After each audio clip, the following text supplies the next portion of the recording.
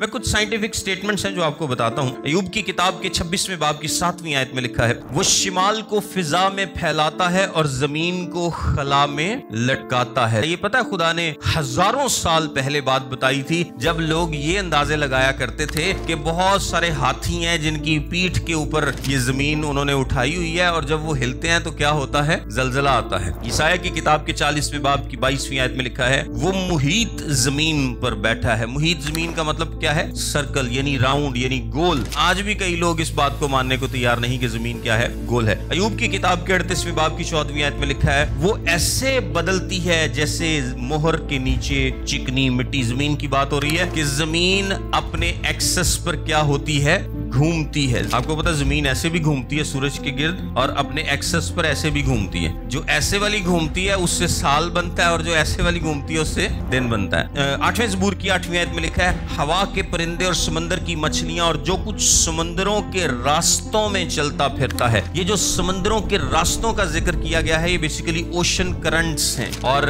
खुदा के कलाम में इतना पहले बता दिया गया कि समंदर में क्या होते हैं, ओशन करंट्स होते हैं। फिर अय्यूब की किताब के 36वें बाब की 27वीं और 28वीं आयत और वाइज की किताब के पहले बाब की 7वीं आयत में हाइड्रोलॉजिकल साइकिल के बारे में बताया गया है कि किस तरह से जो पानी है ये बुखारात बनता है, बादल बनते हैं और बादल से बारिश होती है और वही बारिश फिर नदियों में जाती है और वो समंदर में और वहां से फिर बुखारात बनकर दोबारा सी सर्कल चलता रहता है। तो ये भी कलाम में वाज़ेह तौर पर लिखा है। फिर अय्यूब की किताब के 28वें बाब की 25वीं आयत में लिखा है, ताकि वो हवा का वजन ठहराए। रिसेंट हिस्ट्री में लोगों को पता चला है कि हवा का भी क्या होता है, वजन होता है, लेकिन हजारों साल पहले उनको नहीं था पता कि हवा का क्या होता है, वजन होता है। यिर्मयाह की किताब के 33वें बाब की 22वीं आयत में लिखा है, अजरामे फल्क बेशुमार हैं, यानी उनकी गिनती नहीं की जा सकती, इतने ज्यादा है। अजरामे फल्क मतलब सितारे और सियारे। बार की किताब के 17वें बाब की 11वीं आयत में लिखा है, जिस्म की जान खून में है। और आज